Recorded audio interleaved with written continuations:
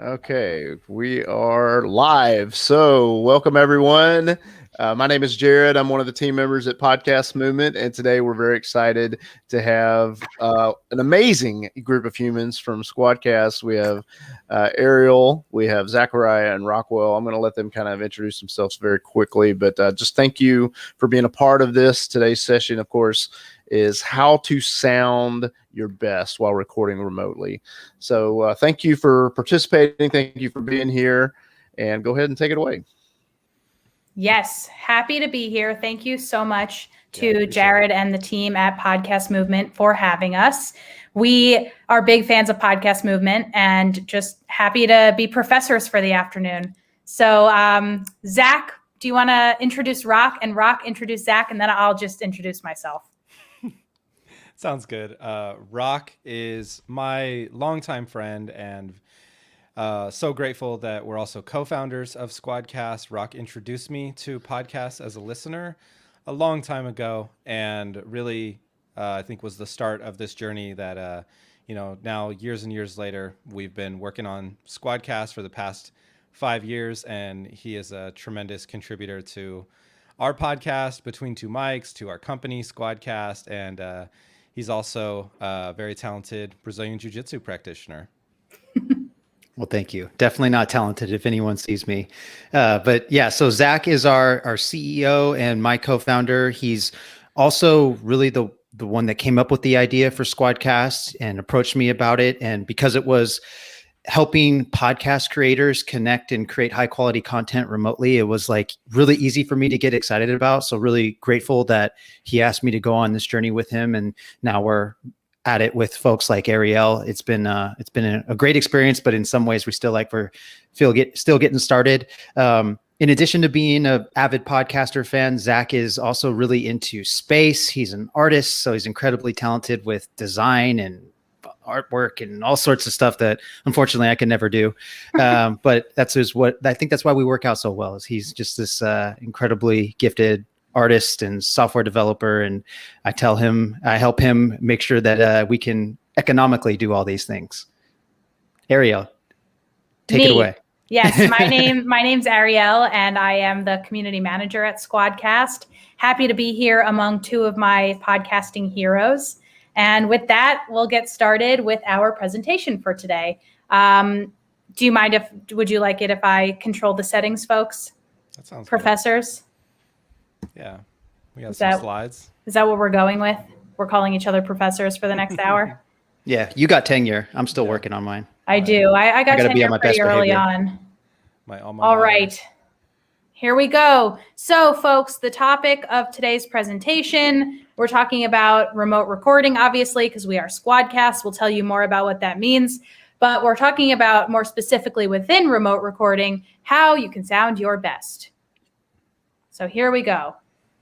Now is the point where I try to press the right buttons. So we've got slide. Present. Where's the present button? I knew this would happen. It's on the right next to the yellow share button. Genius. There we go. All right, here we go. Remote recording, setting yourself up for success. Who are we? We kind of just told you that. So we'll move on. But what do we do? Zach, what do we do? Well, our mission at Squadcast is to amplify collaboration. And we really bring that to life through providing a platform that helps professional podcasters connect with their guests really anywhere in the world and record studio quality content together. There's a whole bunch of stuff baked into that to make sure you always sound great, look great, and have a reliable experience. I think that's really what it boils down to. All of the technical stuff is really for us to handle, and that way our customers, podcasters, and their guests can really focus on what matters most, having an engaging, flowing dialogue conversation that is going to add value to the audience. That's right. Rock, anything you want to add? No, just we're very passionate about podcasters. The whole idea for Squadcast came from, like I said, Zach. He wanted to create a science fiction podcast with his friends that were all distributed across California, and just ran into a lot of challenges when it came to reliably recording that content in the highest sound quality possible. So that's what our mission at Squadcast is, to amplify collaboration and really be that like the industry standard when it comes to recording a show remotely. Now, our mantra for the afternoon, students, and say it with me now. To record quality interviews, you need both stellar tools and remarkable content. Zach, repeat it back. To record quality, emphasis there, interviews, you need both stellar tools and remarkable content. Rock, hit us with it one more time. Bring it home. To record quality interviews, you need both stellar tools and remarkable content. The myth is that it's difficult, and we're here to bust that myth. It does not have to be difficult to record remotely. So excuse my improv there. So under the tutelage of Zach and Rock, students, let's dive in. All right, here's what we're going to be talking about for the next, let's say 40 minutes. We'll leave some time for Q&A at the end. We are going to talk about equipment, ever important. What are we recording with? What are we speaking into? We're going to talk about creating remarkable content. So yes, to a certain extent, it's your job, podcasters, to create that content, but we are here to help you along the way. I have a background in storytelling and in audio production, so I can help a little bit there. Then we're going to talk about recording video, which we now have as a feature within Squadcast. Actually, it's built in. It's not a feature, is it? I don't quite know how development terms work. I think it's a core part of the platform at this point. You know, we support audio and video as first-class forms of content. Okay, yeah, first class. It's not a feature. It's built right on in. And now that we have that, we want to talk to you about what it means to record video. And we can also tell you about some upcoming events that we have where we're teaching you how to make great video content from Squadcast video. Then we're going to talk about collaborating remotely, which is something that we have all become very familiar with during this pandemic year, and maybe the future of that. And then we're going to open it up to some questions. Let's go. What tools are the best? That's a hard question, you know, but also we see this question often, or variations of it, right? Probably in this very Facebook group. If you scroll down a little bit, there's probably this exact question: what microphone should I use? Should I wear headphones? Does it matter? There's a bunch of answers out there. There's a bunch of anecdotal answers, I'll say. We like to look at our data. What are our customers, what are podcasters and their guests recording with? And really kind of root it in that reality, rather than a kind of our own opinion or relationship with company X or something like that. But before you kind of answer the question about microphone or camera, the technique of using that hardware, that equipment, that device is, I would say, more important sometimes. Like in some situations, like the technique of your mic placement, the distance, how you project your voice into it, how you avoid kind of environmental considerations, and you know that's really where you want to start when it comes to the microphone. If you're interested in a specific device recommendation, we have our RPS, our remote podcast stats report. That will give you a full picture of like what podcasters are actually recording with and how much and all of those things. And I'll touch on this next one and let you two take the next couple. But the other one that I want to mention is headphones. Like, it's not obvious. Like, if I want my voice to sound good, it's obvious to think about the microphone. It's less obvious to think about the headphones. Like, how does that impact the quality of my sound?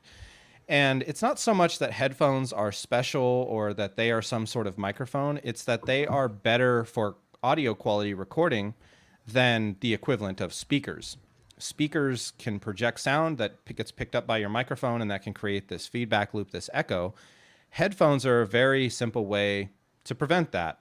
So headphones are very important for everybody in the conversation. Matthew Passy, our friend, the podcast consultant, if you're watching, had a tweet on this last week, and I think it is very important that everybody in the conversation wear headphones. And of course, speakers are okay. We have a setting for that on Squadcast. It's all good, but we always recommend to get the highest quality speakers. I just want to add one thing here. As the community manager, my specialty is not tech, so I'm going to leave it to Zach and Rock. However, I do want to shout out Podcast Movement for sending me this microphone because I shared Pod Move daily with the most people. So I want a mic. Thank you. Nice. And it's an NT USB Rode mic. Shout out. Sounds good. I like it a lot. It does sound good. I'll take on the next one. So this might seem obvious to folks, but because we are connecting online, the network connection is very important. One thing about Squadcast that we'll probably dive into a little bit later in the presentation is that the network connection is not the quality of your conversation, or the quality of your recordings rather, is not dependent on the internet connection with Squadcast. However, when having the conversation, that connection in real time, your connection is absolutely something that's important. So we've seen a couple of best practices that folks can do, such as resetting your router. Not exactly intuitive, but resetting that every once in a while. It's kind of like restarting your computer. It just starts off on a fresh sheet of music, if you will. And it's a good way to just like troubleshoot if you are having connection issues. Also, as much as I love living in a wireless world and and like using stuff like Wi-Fi, having a hardwired connection is absolutely going to improve the connection. And then also just one of the things that we've recently found is like when you're using your browser, such as Chrome or Firefox or Edge to access Squadcast, having Squadcast as the focus tab, or even here like StreamYard, having that as the focus tab is definitely a way to ensure that for the smoothest and most stable connection, just because what we found is that the browsers are like throttling down tabs that are unfocused, which is kind of strange, but just something that we've learned to work with and encourage folks to do.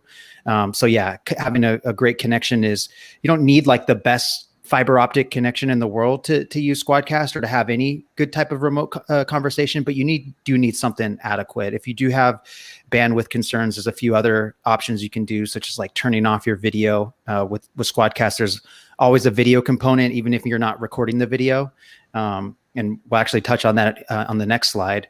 But yeah, just something to keep in mind because, and the final thing is like having other unnecessary apps running in the background. So if you have friends or family that are streaming Netflix or YouTube, that could also compete with your network connection. So we definitely try to encourage folks to minimize everything that's not necessary to ensure that when you are recording on Squadcast, it is a undisrupted and smooth process.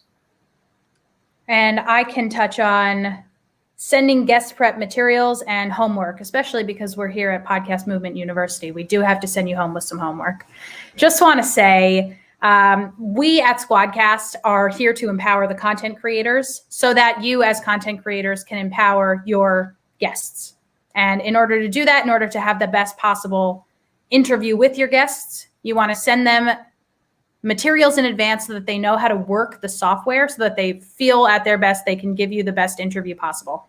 So we have a few examples on our social media of Squadcasters who have sent us emails that they use to send out. And we shout out to one of our users, G. He's really great. And he sent us some material. He sends a very concise email that essentially says, here's how you plug in, here's when you plug in, here's what you need to check for, and that's going to ensure the best possible interview for us. And I think the point to take home here is to not be afraid of over communicating and letting folks know in advance that here's how it's going to go down. Yes, it's different from Zoom, but ultimately it's going to produce a better outcome for both of our voices. We're going to sound better, and we are going to gain confidence in our listeners, and they're going to trust us in return. And doing your homework, essentially same thing. Where is your guest located? What kind of mic do they have? What kind of headphones do they have? Do they need to be told in advance to have wired headphones? Do they need to be told in advance not to use a Safari browser? And we'll get into that shortly. But there are certain things that will ensure a better experience for both you and your guest, and that's the kind of thing that you just might want to send a few emails in advance, and don't be afraid to over communicate. Anything to add, professors? One thing I've learned is that guests aren't professional podcasters. This can be kind of new to them, and potentially, a new thing can be sometimes overwhelming for people. So to your point, Arielle, just communicating that up front is very empowering. And really, it's not always obvious. Like, why are we using Squadcast instead of this or a phone call or whatever? And it's like quality. Quality matters to our audience, and that preserves your credibility, which makes sure your message is going to land, and that's going to gain the trust of the audience. So these are all things that, of course, like check out our website, look around. There's some really great examples, like you said, emails, checklists, like different things that you can send your guests. We have some videos. There's a bunch of stuff that can be helpful in that department. Yeah. And before we go to the next slide, just wanted to say hello to everybody who's watching live. And if you're watching a replay, hello also. But to the folks who are watching us live, please feel free to type questions into the chat, and we will either work them into our lesson for today or we'll get to them at the end. Thank you. Next slide. Interview techniques. So Zach and Rock, you two host a podcast together. And that podcast is called Between Two Mics, the Remote Recording Podcast. You've been running it for about 2 years. Over the years, you've learned each other's kind of interview quirks, the questions that you are kind of used to asking. You kind of learn each other's style. So let's talk a little bit about how you use Squadcast to record Between Two Mics and what you've learned over the years about interviewing. Yeah, well, I can kick it off. So there's no denying that there's certain advantages to being in the same room. However, our hypothesis is that not everybody's going to have the ability to meet in the same room to have a conversation, but they're still going to want to have those conversations. So Squadcast is a way for them to connect in a virtual studio and have conversations with anyone in the world and not have to really worry or feel like they're sacrificing quality. However, like one of the things that we felt was really important to the experience was being able to see each other. That a lot of us know that nonverbal communication is a huge part of communication. So being able to see your guest and build chemistry, build rapport was something that we felt was very important to the experience in real time, but that also would be hopefully carried over to the listeners when they're listening to your content. As far as it goes for our show, I personally like having a co-host because it allows me to kind of listen a little bit better, a little bit more attentively, and not have to like worry about like asking the next question or keeping the conversation flowing. Cause Zach will be doing that. And then I can kind of listen and be like, okay, what's the next thing to talk about here that's really going to take this conversation in a great direction? Cause we always do try to plan and do our research and stuff. We really want to make our guests feel like we're excited to have them on and make them feel special by putting in the time to, really get to know them or see what makes them special and really highlight that on the podcast. But the best times almost always come from stuff that you didn't expect to happen during the podcast. And so I think like having a co-host is helpful in that sense, but I definitely get why just wanting to do it solo would be beneficial too. So some things that have worked for Zach and I is just like when one of us wants to ask a question, we'll get closer to the mic to kind of visually show each other, or like, that's really good. That's a really good tip. We just kind of did it. Yeah. So there's a few things like that, or like I'll back up when it's like, all right, it's your turn to go, That helps avoid collisions. Like we've all been probably on conference calls where there's like a silence for like 2 seconds and then everybody immediately starts speaking. And that's because we don't have the visual cues of the body language of who's kind of leaning in to speak next.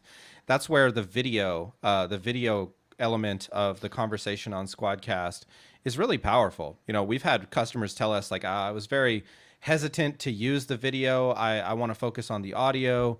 I get distracted and stuff like that. And a lot of those people end up coming around to being like, no, I didn't quite like fully expect how impactful it could be to improving the communication. Like if it's one-on-one conversation, then it's a little bit easier to manage those collisions. But once you add like a third or a fourth person, those visual cues go a really long way.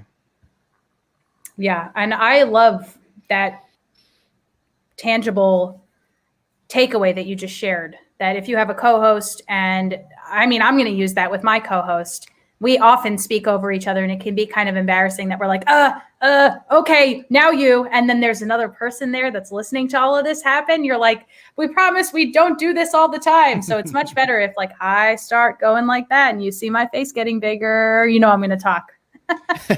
Well, what techniques have you and your co-host learned with your show, Arielle? Well, we don't, Counter programming. Counter programming. Yeah. We don't interview a third person most of the time. So when we do, we're kind of always thrown off. But for the most part, we're just very big into the power of planning. We like to script out our show to a certain extent, and it's an innovative process. At first, we were scripting it out almost completely, which meant we were relying too much on the script. Now we're kind of scaling it back to bullet points, and that seems to be a nice happy medium. We did try one episode completely off script, and it ended up being a lot of silences where we were thinking of what to say. So I don't recommend that. I think the nice happy medium for us is in bullet points, and we see that that's come to be the case with a lot of the folks that we are friendly with in the podcast space as well. We recently did a crossover episode, so me and my co-host, and then another podcast, so 2 people, and 4 people talking at one time is a lot. It can be a lot. So we planned it out. We had a script. We knew who was going to speak when, and it ended up going really well. So the power of planning. Nice. That's consistent with our experience too. We had, when we first started Between Two Mics, I would formulate like 10 or 8 questions or whatever that we would go through in order. So that was great for the flow of conversation. But what we found, what worked best for us was having a general outline so that Zach and I could be on the same page about knowing where we wanted, or at least having some sort of idea of where we wanted to take the conversation, but really leaving us that opportunity and room to be flexible and improv as needed and really take the conversation wherever it went. Because a lot of folks that, you want on your podcast, it may be because they're interesting for one specific reason, but often what we found is there's a totally different story that maybe we didn't know was going to happen that comes from it. And that's really where the magic happens, but it's hard to plan for that. Yeah, I think when it goes to doing your homework, what we mean in this scenario is knowing who your interviewee is, at least to a certain extent.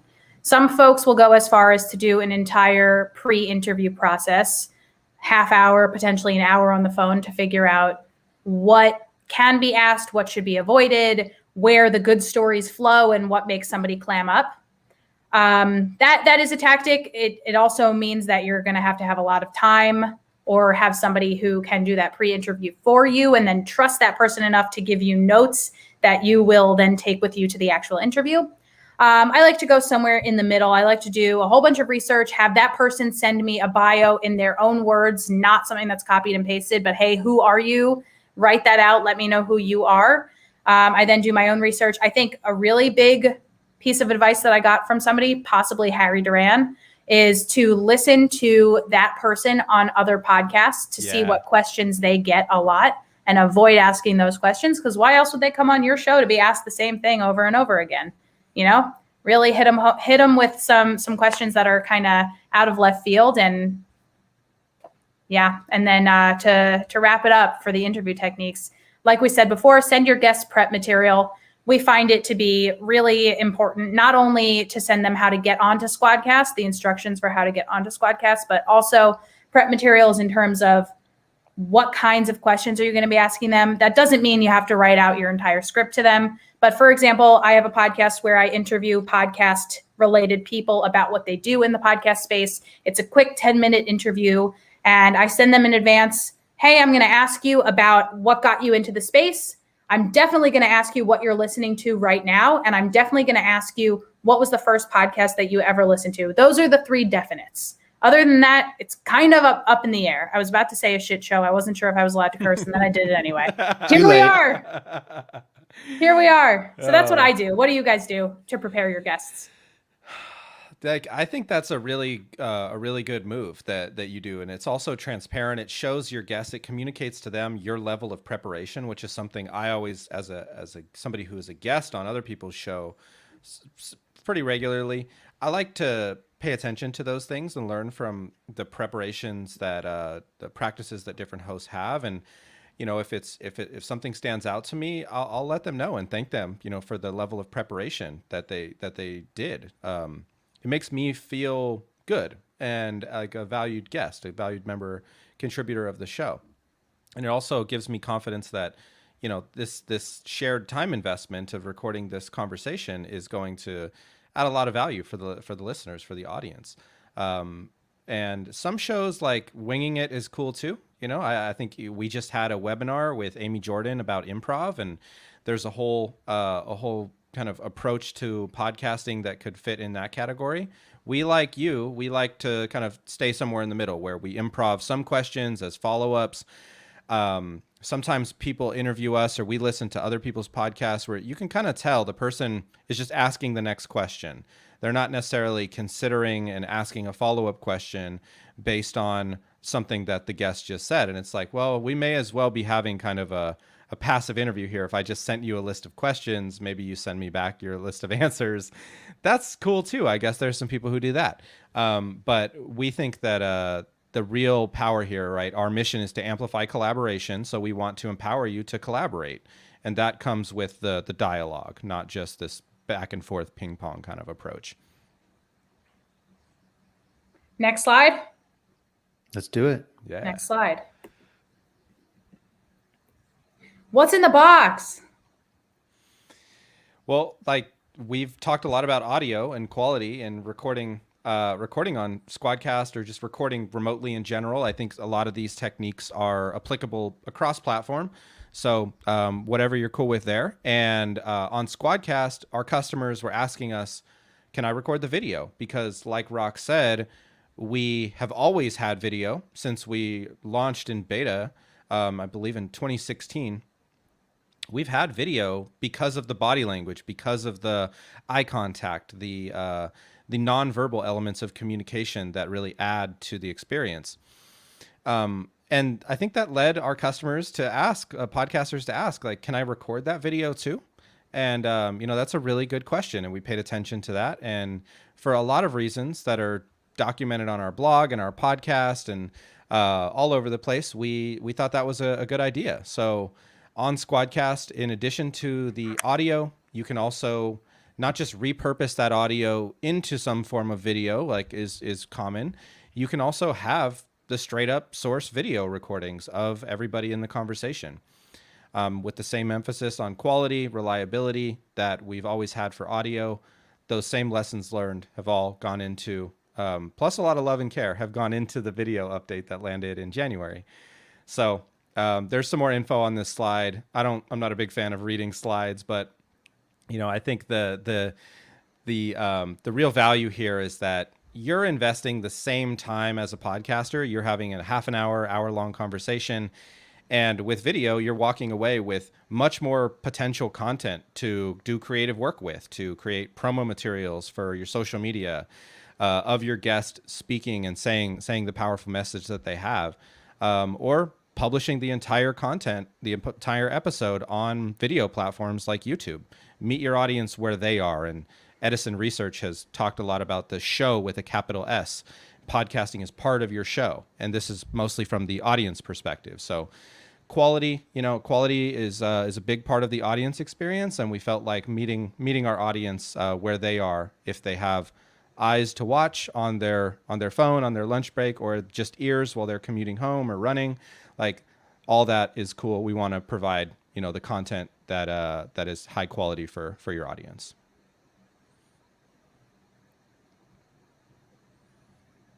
That means I'm going to speak. Nice. So I just want to give a quick shout out to Crystal Prophet, who is in the audience. She's the best. Yeah, Crystal's great. And you were on her show. So it's kind of a little meta experience talking about your experience being a guest and feeling welcomed into a Squadcast booth. Do you call it a booth? A Squadcast room.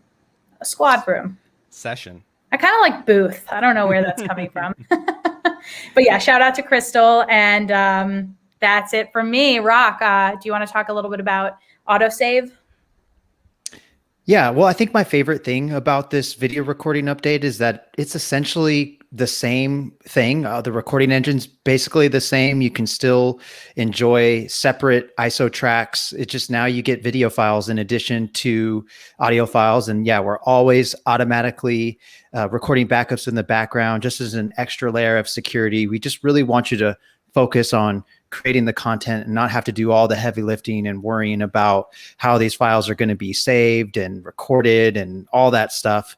So really just helping you focus on the content. As a podcaster, you're a content creator, an artist of sorts, and that's a tough enough job. So we really want to take care of all the heavy lifting when it comes to that. And again, it's just to do more with your content. It's to have a presence on YouTube and not just be like a blank background with audio, or be able to do some fun promotion with social media.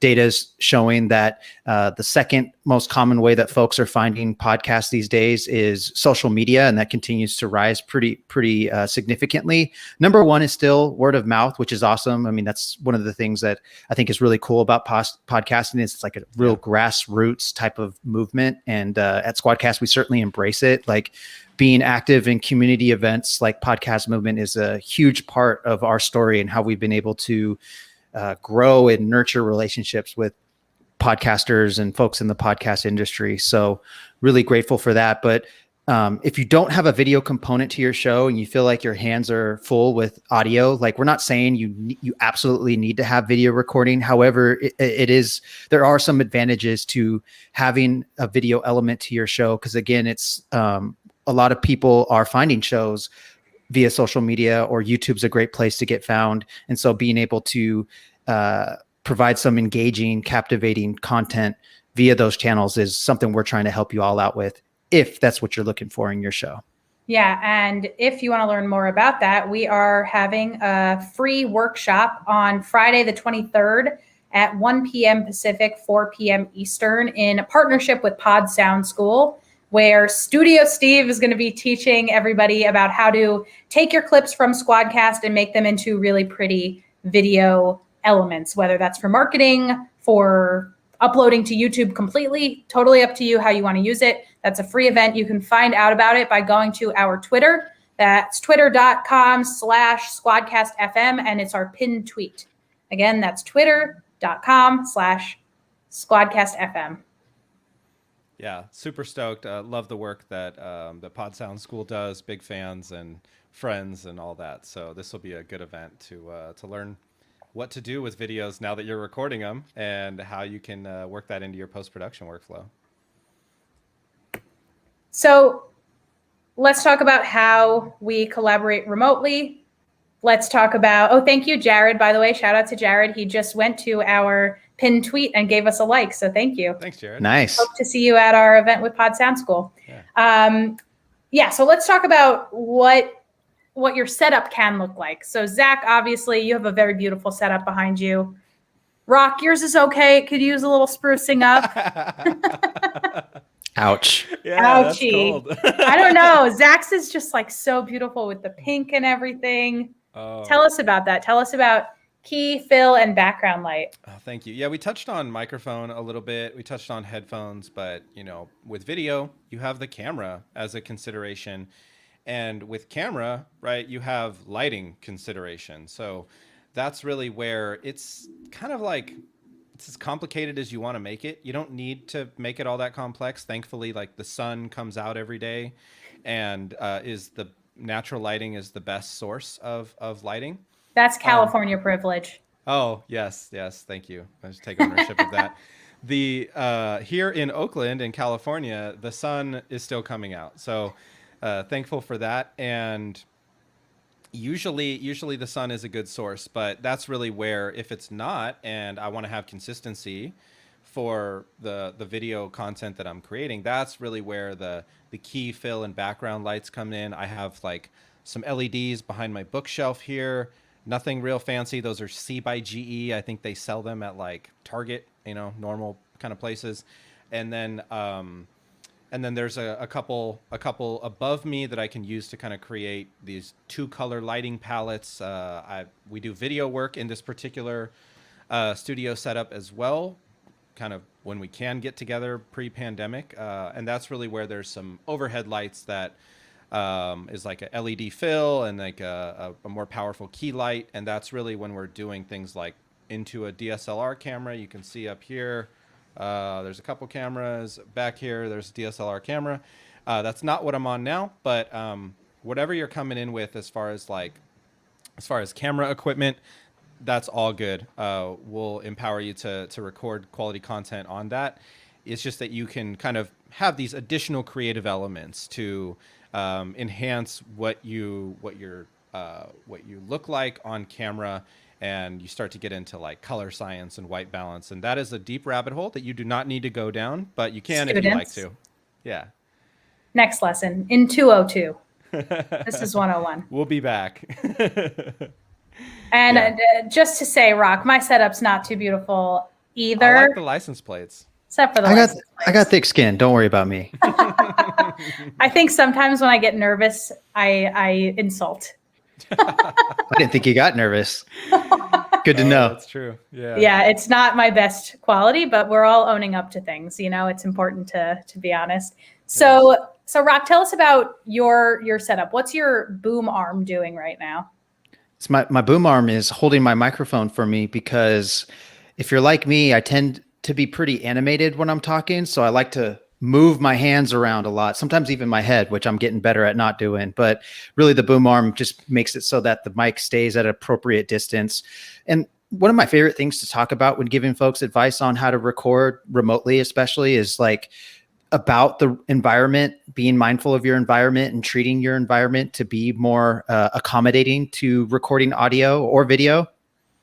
Because I think a lot of us podcasters, if you're like me, you weren't trained in audio. You just wanted to talk, right? You just had passion for a certain subject and wanted to get behind it and use the vehicle of podcasting to get your message heard. But again, there's a lot of like audio techniques or things, for lack of a better way of putting it, that you need to consider. And so like room treatment is a big one that's been a huge learning experience for me, but I've also seen it be a big part of podcasters learning to improve their sound quality. It's not intuitive. Like I think we get so fixated on the equipment, like the microphone, the computer, the headphones, but don't realize that like the room that we're in is actually contributing and impacting the quality the most sometimes. So what I've done is do a little bit more less sophisticated things than our friend Zach there. So he's got some like audio panels in the background. That's those black looking things. I'm using pillows to kind of muffle my sound. So that's just how I roll. Where are they? They're behind my computer. Unseen. So you'll see podcasters do a bunch of may look like goofy things, like record in their closet because the clothes can absorb the sound and lead to less echo or reverb or anything like that. Or like being in a room with curtains or a rug can absorb that. Putting a towel on a hard surface, like or like a table or something, can also really positively impact that, in addition to using the appropriate distance between your mouth and your mic. Those are all things that we've found can consistently impact your quality in a positive or negative way. But I think the best part is that most of this stuff doesn't cost you anything. You don't necessarily have to invest in those audio panels like Zach did. That's just, it's a good move by him, and it looks great, and it's getting great compliments from all sorts of people. So I think it's well worth that investment, but you don't have to spend a lot of money to improve the quality from a room treatment or environment perspective. Yeah, another thing to be mindful of is I like to just kind of close my eyes, and this can be a little bit meditative if you're into that, but just kind of close your eyes and just pay attention to the sounds around you, and then try to reduce those things. So like I have a bulldog, he makes a lot of noise while he's just he snores while he's awake, so he's not necessarily the best for audio quality. While we do love Gladstone, he's not a podcaster yet. And the other things like your dishwasher, your refrigerator, your neighbors doing their yard work, or any of laundry. Laundry. These things make noise, and the further you start going down this kind of particular exercise and practice, you start to notice a lot of noises around you, and noise pollution is a big thing, you know. So this can be something that we can introduce to our practice going forward. But I just try to not be like overly zealous about this, or like try to get every little sound out of the equation. Like we can like do a lot with that in post-production, but for the most part, like we encourage being proactive for your actual production rather than trying to fix it in post. Is this common like running joke amongst audio engineers?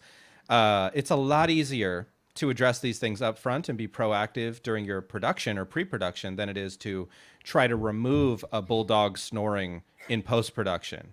Like, that's just a fact. So I like to practice that.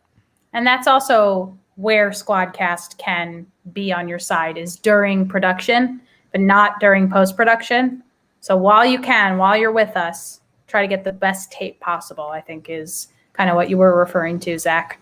Yeah. I was in an interview with somebody recently, and I heard kind of a whirring in the background of their audio, and I was like, hey, you know what? It's probably fine. It won't come out in the post. And of course it did. I should have said something at the time, but you sometimes get nervous. So that just kind of brings it back to empowering yourself and empowering your guest to over communicate. Yeah, I have a new podcast on my personal podcast that I started, and my co-host is new to podcasting.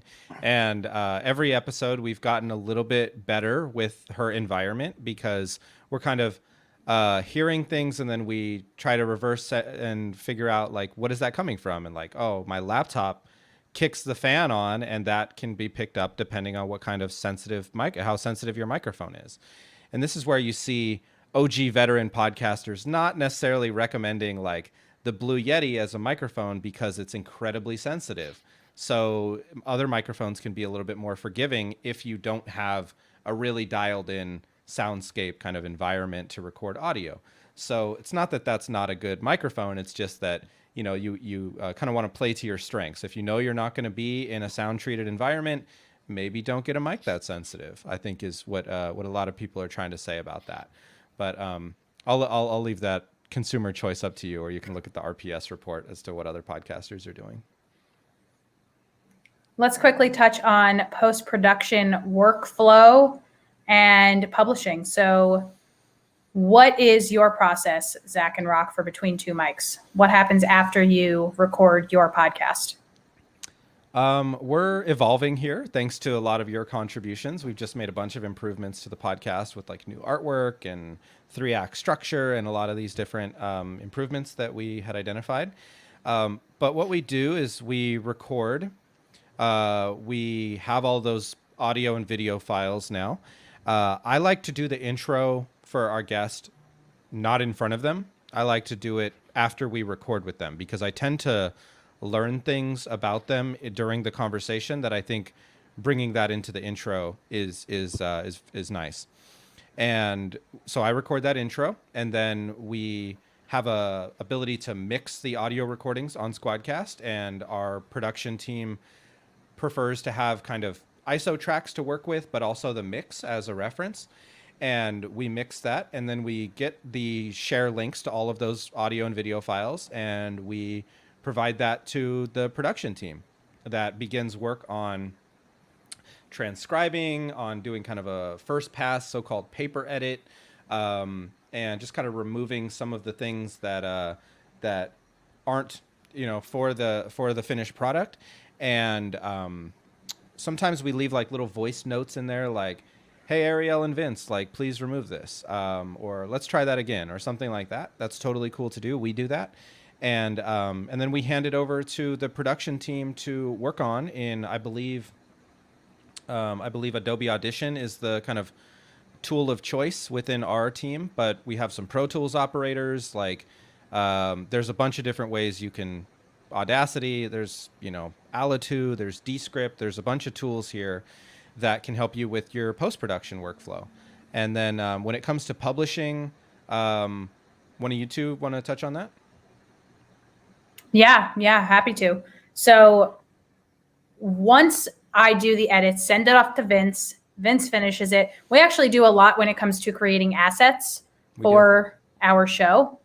So thankfully we have a whole design team led by Alex, and he makes these really beautiful audiograms. He also makes quotes on Canva or on Figma that also correspond with the opening sentence of the show. So we really like to put our guest front and center so that their quote opens up the show, sets the mood for the show, and then that quote gets shared all over social media in preparation for the episode going live.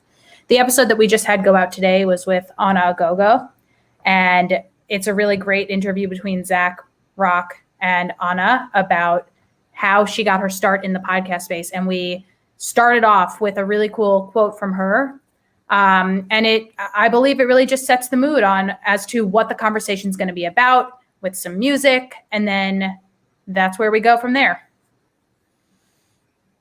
Yeah.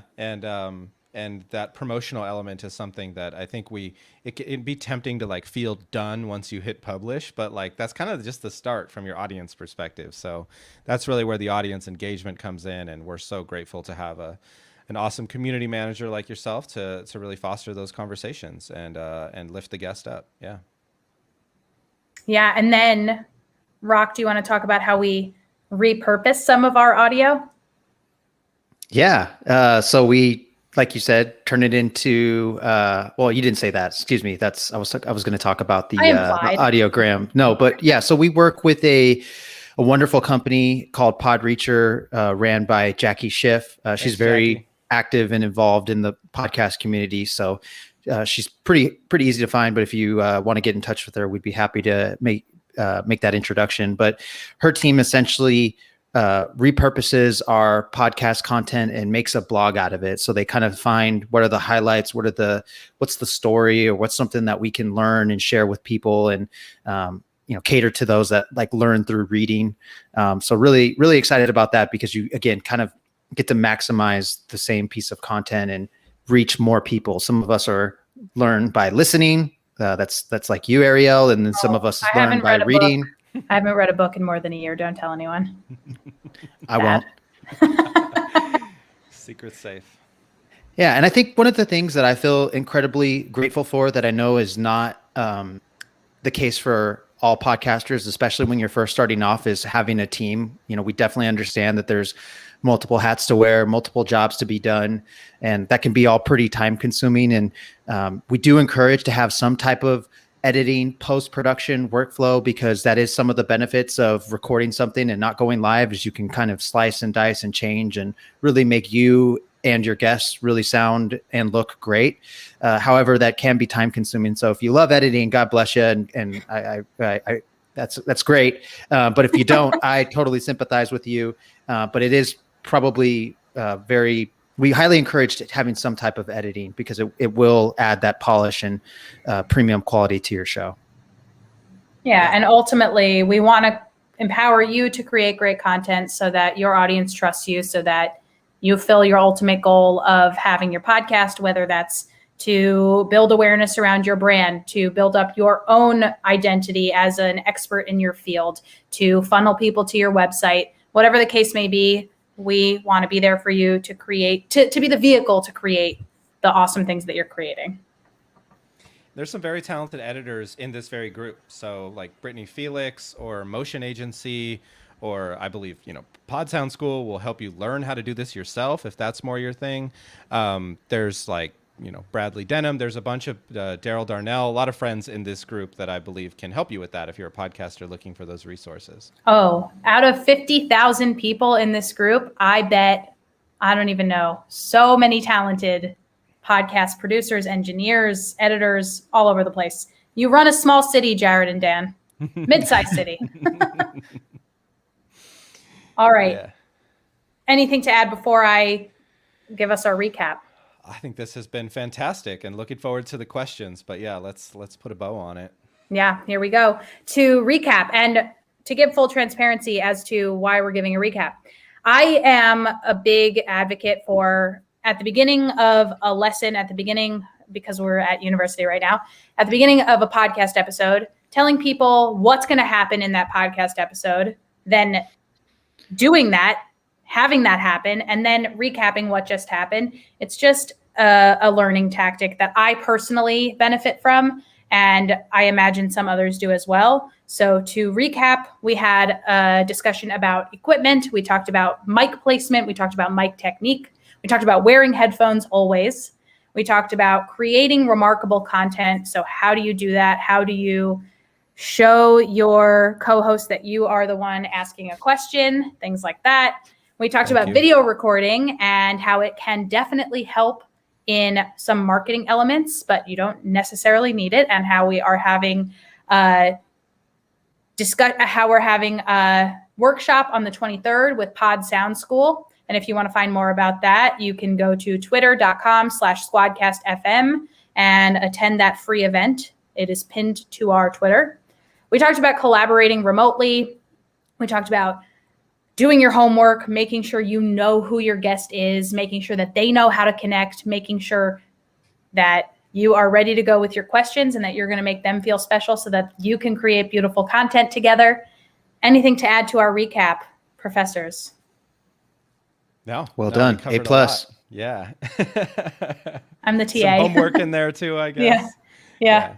All right. And with that, we are going to open the floor to questions and see if there are any for us. I'm watching over here. And if there are no questions, then I can just plug things. I've got a few things to talk about before. Oh, we do have a question. Yes. Okay, here's the question from the Mediocre Mom Show. Shout out. Does Squadcast have the ability to add captions? So we have some elements. I'm not sure exactly what you mean by captions, but we do have chat, which is something we've seen people use as kind of a way to keep notes with like timestamps. There's some different ways to utilize that. And we have some really far out ideas for using the broader definition of the term caption. So look forward to that work coming soon. We've got another question from Elizabeth N. What techniques, social or technical, have you discovered to improve group recording that can help compensate for poor internet connection you can't fix? That's a really great question. Yeah, I'm happy to touch on this. On our platform, the quality of the internet connection, the connectivity does not degrade the quality of your recordings. So that's a key distinction, right? Like that there's a conversation happening, that quality will kind of ebb and flow, but the recording is completely separate of that and is a constant quality. And that's really how you can capture everybody and make sure that they sound like they're in the same room. What we hear I've heard it a few times on this conversation, what we hear on Zoom conversations and Skype and things like that, is you hear kind of this digital sound, this robot sound, this latency, all of these different things. Like this is taxing for our ears to kind of process, especially for long form content. So I think your heart's in the right place. That's one way that you can improve the quality of the content. That's the Squadcast answer. But outside of Squadcast, you can record what is called a double ender. You can ask everybody to record themselves and send you that audio after the fact. You'll have to align that audio. You'll have to get them to move around and send you those files. And you'll have to ask your guest to jump through some technical hoops to record themselves. And that's where we have basically automate that same thing. We do a double ender for you and make sure that all that heavy lifting. So those are both two options that you can consider. Depends on where your guests are at on that. Let me just quickly jump in to say that we would love to offer a code to Podcast Movement community members. So to get $40 off of Squadcast, just use code PODMOV, PODMOVE21 at checkout at squadcast.fm. We are always grateful to our friends at Podcast Movement. I think both Zach, Rock, and I separately all had our first big podcast experiences at Podcast Movement. So always have a very special place in my heart. And also I've won two microphones from Podcast Movement. So really, really special to me. So definitely use this code, screenshot this, and we will be very happy to see you on Squadcast. We have a few more questions and a few more minutes. Here is from Sylvia Sir. I was just looking to buy some good headphones. Are there any you recommend or any tips I should know? Thanks. Yeah, well, definitely wearing some. Which ones do you two like? You have Audio Technica ones, I believe. I have Audio Technica. Yeah, I'm not sure about the pricing. Are those reasonably priced? These were $50.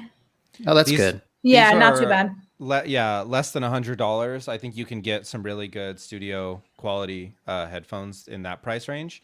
But any headphones are better than speakers. So even the Apple ones. Yeah, even if they're just little earbuds, I should say. Even if they're just earbuds, that's cool too. Just not speakers. I think, is the takeaway, and everything else is just a bonus for your ears, which are important. Another question from our friend Crystal. Do you have a specific resource an upcoming guest could watch, read, etc. to prep for a Squadcast interview? Yeah, so we absolutely do. We definitely want to communicate expectations and let folks know what they can expect, I guess, from a recording session on Squadcast. So we have a few ways of reaching folks. We have like a connect and record checklist that we share with our customers to encourage them to share with their guests. But also there's a demo video you can watch. There's if you from schedule a guest perspective. Yeah. And when you schedule a session on Squadcast, automatic emails are sent where it communicates expectations and best practices on how to have a good session on Squadcast, but also just some general general tips on recording remotely in general as well. And I believe you actually put out a pretty cool video recently on Instagram, Crystal. So shout out to you for doing that. Yeah. Thank you. Thank you for doing that. We also have, I believe, a webinar, Get 'em to the Squad, which is all on this topic, and a bunch of really great community resources for members of our Facebook groups, the This Remote Life and Squadcaster Podcasters. So podcasters helping each other there. Yeah, and let's jump in. I think we're going to take one last question. And then if you have any more, folks, please feel free to send them to us. Our emails are right there on the screen. Zach at squadcast.fm, Arielle at squadcast.fm, and Rock at squadcast.fm. The question went away, but I'm happy to answer it. I remember it, yeah. We love a tough question, yeah. Mm-hmm. So you're asking us about the difference between Zencastr and Squadcast. We're happy to answer that. Yeah, we let me just start out by saying we're friendly with everybody who is in this business, and everybody's working really hard to make sure that that podcasters have software that makes it easy for them to podcast. And with that, go ahead, professors. Yeah, I'll go. Yeah, you're going to go, Zach? All right. Well, again, like Arielle said, that I think, at the essence, we're both trying to accomplish similar goals. We're really trying to empower podcast creators to connect remotely and look and sound amazing. However, I think the execution and the processes that we go about it are a little different. We definitely encourage you to try out all the options available. And that's just really because we feel very confident that after you hang out with us for a little bit, you'll see what the difference is. It's you got a full team of podcast fanatics behind it who just want you to have a great experience, and we're always looking to improve the platform. And we love solving hard problems, and so innovation is a key competency at our team. And so you can rest assured that it's always going to continue to get bigger and better, and that's what we look forward to providing every day. Well said. I want to pop back in and just say thank you. We have a lot of people saying thank you in the chat, and well done. Cool. Thank you. And Arielle, if you can just give people where's that link where they can use that promo code? Yeah, let me share my screen again. Or you can just say it. Oh, if I remember it. Yeah, so if you go to squadcast.fm and you go to get yourself a plan, and then use code PODMOVE21 at checkout. PODMOV. Yeah. Wonderful. This was wonderful. Thank you so much for taking the time to share with us today, and hopefully we'll get to see each of you in Nashville this August. Oh, we really hope so. We talk about it every day. We really hope so. She's not lying. Stay safe, and thank you again. Yeah, thank you for the opportunity, Jared. Thank you, Jared. Appreciate it. Cheers. Bye.